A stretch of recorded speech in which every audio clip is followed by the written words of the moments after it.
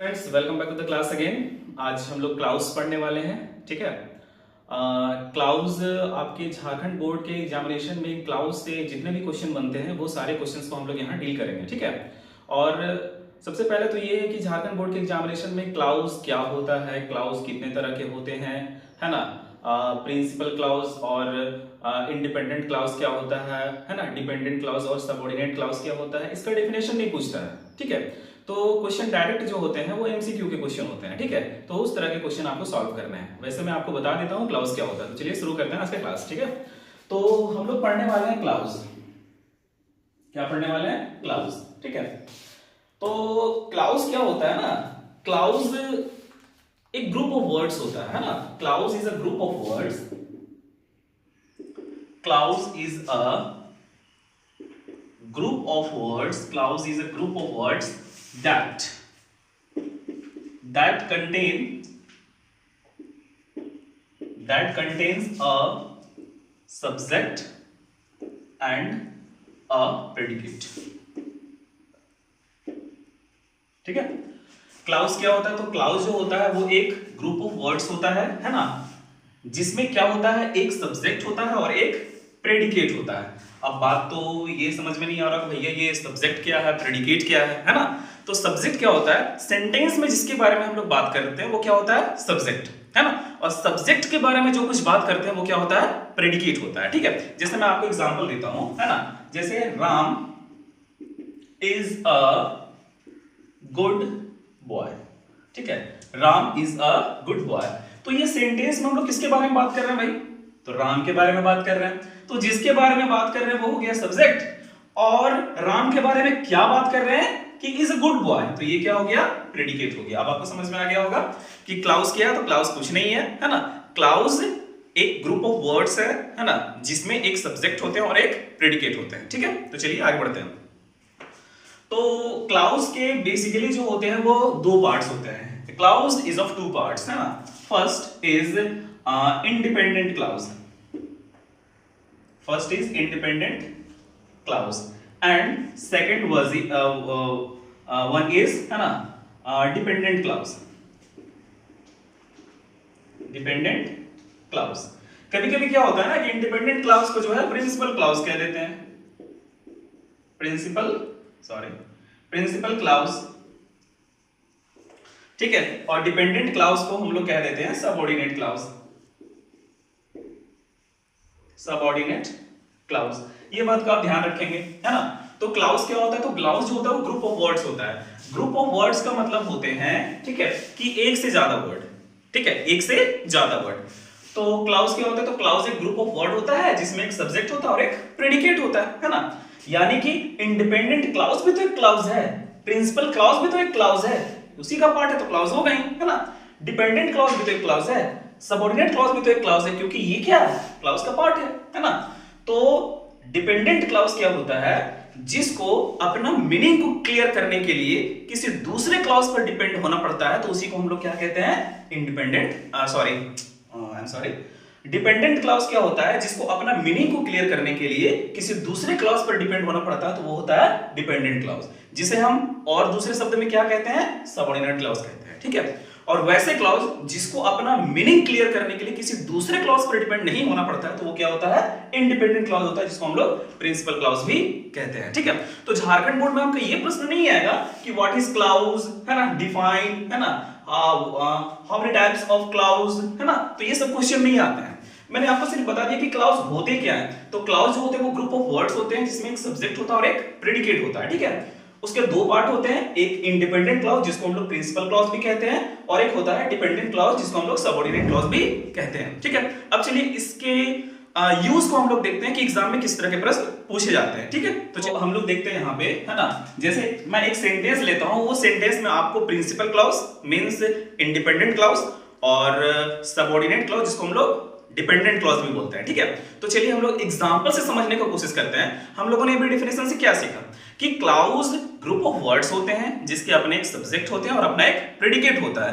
Clause के दो part होते हैं, एक होता है प्रिंसिपल क्लाउज जिसको हम लोग इंडिपेंडेंट क्लाउज कहते हैं, और एक होता है सबऑर्डिनेट क्लाउज जिसको हम लोग क्या कहते हैं, डिपेंडेंट क्लाउज कहते हैं। ठीक है, तो चलिए एग्जांपल से हम लोग समझते हैं। ठीक है, तो यहां पर है सी डज नॉट नो, ठीक है, और मैं एक लिखता हूं हाउ टू स्विम। ये दो सेंटेंस मैंने लिखा यहां पर, सेंटेंस नहीं ग्रुप ऑफ वर्ड्स लिखा, सेंटेंस तो ये है नहीं, क्योंकि सेंटेंस होने के लिए क्या होता है, एक सब्जेक्ट होना चाहिए और पूरा कंप्लीट प्रेडिकेट होना चाहिए, ठीक है। तो देखिए हम लोगों ने लिखा सी डज नॉट नो। अगर अचानक आपसे कोई बात करे, है ना, और आपसे कहे वह नहीं जानती है, तो आपको मीनिंग समझ में आ गया कि कोई बात होगा भैया वो नहीं जानती है। लेकिन अचानक से आपको कोई मिलता है और वो आपसे कहता है ना, कि हाउ टू स्विम, कैसे तैरते हैं, है ना, कैसे तैरते, इसका मीनिंग क्लियर नहीं हो रहा है। जैसे मैं आपको समझाता हूं कि she does not know how to swim, है ना। तो यहां से यहां तक देखिएगा एक पार्ट है सेंटेंस का, और यहां से यहां तक क्या है, एक पार्ट है। तो देखिएगा यहां सेंटेंस के दो हिस्से हैं, है ना, एक है सी डज नॉट नो और दूसरा है हाउ टू स्विम, है ना। तो सी डज नॉट नो, इससे पूरा मीनिंग क्लियर हो रहा है कि वो नहीं जानती है। लेकिन हाउ टू स्विम, कैसे तैरते हैं, यानी कि इसको अपना मीनिंग क्लियर करने के लिए किस पर डिपेंड होना पड़ेगा, इस पर, कि वो नहीं जानती है क्या भैया, है ना, तैरना, ठीक है। तो जिसको डिपेंड नहीं होना पड़ रहा है किसी दूसरे पर, तो ये हो गया क्या, इंडिपेंडेंट क्लॉज। इंडिपेंडेंट क्लॉज जिसको हम लोग क्या कहते हैं, क्या कहते हैं, principal clause. Very good, principal clause, ठीक है। और जिसको डिपेंड होना पड़ रहा है हाउ टू स्विम, मतलब इस सेंटेंस को समझने के लिए हम लोग को इसका सहारा लेना पड़ रहा है, इसीलिए ये क्या हो गया, सबऑर्डिनेट क्लॉज।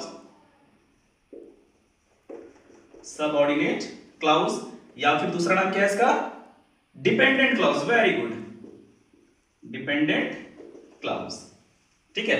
तो आप लोगों ने यहां तक समझ लिया, ठीक है। चलिए तो आगे बढ़े, है ना।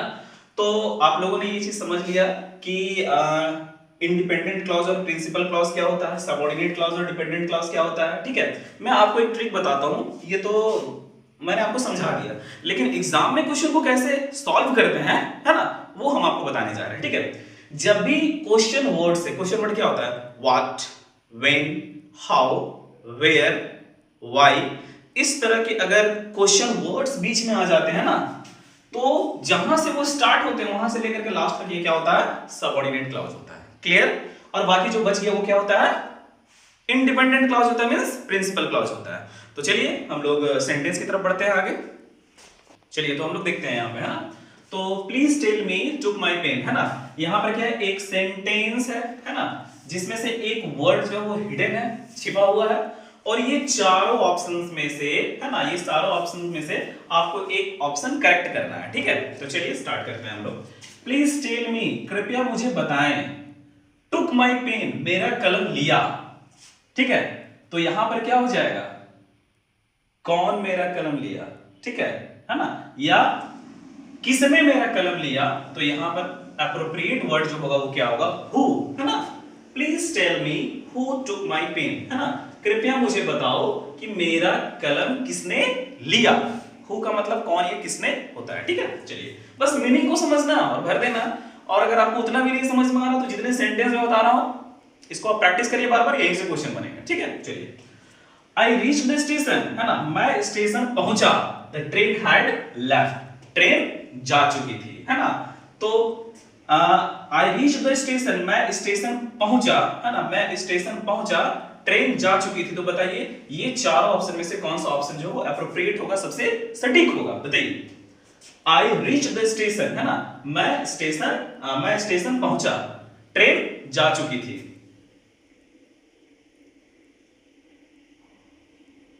ठीक है। टाइम का बात कर रहा है, तो टाइम का बात कर रहा है मींस क्या लगेगा, व्हेन, है ना। I reach the station when the train had left, है ना। आई रीच द स्टेशन, मैं स्टेशन पहुंचा जब ट्रेन जा चुकी थी, ठीक है। तो यहां पर टाइम का इंडिकेट कर रहा है, तो टाइम का इंडिकेट करने के लिए व्हेन का इस्तेमाल होता है ना। प्लेस को इंडिकेट करने के लिए वेयर का इस्तेमाल होता है, ये बात का ध्यान रखिएगा, है ना। द माइस विल प्ले, है ना, द माइस, माउस का जो प्लूरल फॉर्म होता है वो माइस होता है, चूहा मींस माउस, चूहे मींस माइस, है ना। The mice will play, the cat is away, है ना। तो यहां पर एप्रोप्रिएट वर्ड जो होगा वो क्या होगा, व्हेन, व्हाट, हाउ या वेयर।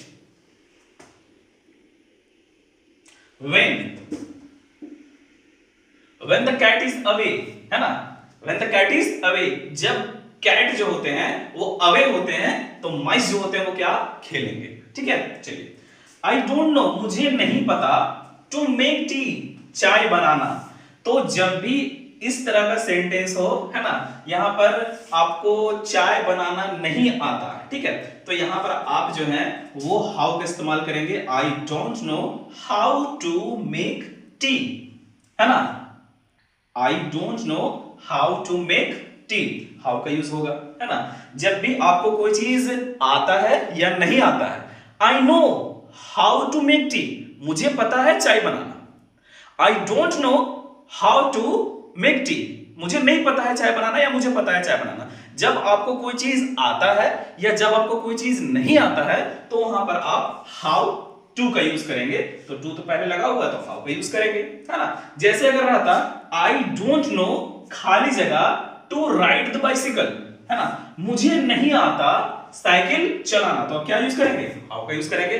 जो चीज आपको आता है या जो चीज आपको नहीं आता है तो वहां पर आप क्या यूज करेंगे, हाउ का यूज करेंगे। ठीक है, देखिए क्लाउज जो होता है ना वो एक बहुत बड़ा चैप्टर है ना, क्लाउज बहुत बड़ा चैप्टर है, लेकिन सिर्फ Jharkhand board 10th class Jharkhand board के एग्जाम पॉइंट ऑफ व्यू से मैं पढ़ा रहा हूं। ठीक है, I don't remember I saw him last बार मैंने उसे देखा, कब देखा, अब समझ में आ गया, है ना। तो आपको मैंने ये क्वेश्चंस बताने से पहले मैंने आपको क्लाउज समझाया कि क्लाउज क्या होता है, क्लाउज के कितने पार्ट होते हैं, कौन प्रिंसिपल क्लाउज होता है, कौन सबऑर्डिनेट क्लाउज होता है, वो आपके एग्जाम में नहीं आएंगे, वो सिर्फ समझाने के लिए मैंने आपको बताया। आपके प्रश्न यहां से बनेंगे और इसी तरह से बनेंगे, बस समझ में आया। चलिए कुछ क्वेश्चंस और हम लोग देख लेते हैं। ठीक है, चलिए तो देखते हैं next question. God helps those, भगवान उन लोगों की मदद करता है ना, हेल्प देमसेल्व्स, है ना, जो दूसरों की मदद करते हैं। ठीक है, तो यहां पर व्हाट का इस्तेमाल करेंगे। ठीक है, God helps those, sorry what नहीं हु का इस्तेमाल होगा, है ना, क्योंकि यहां पर किसी पर्सन के बारे में बात कर रहा है। ठीक है ना, God helps those who help themselves. ठीक है, चलिए। आई नो, मुझे पता है, यू वांट, तुम चाहते हो, तो इसको भी तो बताओ कंप्लीट कैसे करते हैं, है ना। I know what you want, है ना, मुझे पता है तुम चाहते हो क्या, मतलब मुझे पता है तुम क्या चाहते हो। इसको और बेहतर तरीके से बोल सकते हैं, मैं जानता हूं जो तुम चाहते हो, है ना। तो यहां पर करेक्ट जो होगा वो व्हाट का इस्तेमाल होगा, है ना। I know what you want, I know when you want, ये सुइटेबल नहीं है। I know how you want, I know which you want, है ना। तो सबसे एप्रोप्रिएट क्या है, what. I know what you want, मुझे पता है तुम चाहते हो क्या, एप्रोप्रिएट है ना। जो का भी यूज कर सकते हैं, मुझे पता है जो तुम चाहते हो, जो या क्या जैसे समझना समझ सकते हो।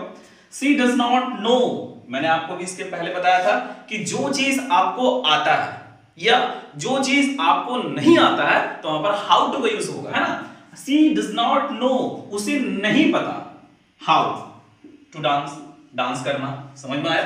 ठीक है, आई डोंट नो, मुझे नहीं पता, वह रहती है, कहां रहती है, सही है ना। तो वेयर टू, कहां गया भाई, यहां वेयर, हाँ where to live. I don't know, मुझे नहीं पता, वेयर सी लिव्स, वह रहती है कहां, या फिर आप इसको ऐसे कह सकते हैं, मुझे नहीं पता वो जहां रहती है। आई डोंट नो, मुझे नहीं पता, द बेबी इज क्राइंग, है ना, मुझे नहीं पता बच्चा रो रहा है, क्यों रो रहा है भाई, यही ना होगा, तो why the baby is crying. समझ में आया आपको।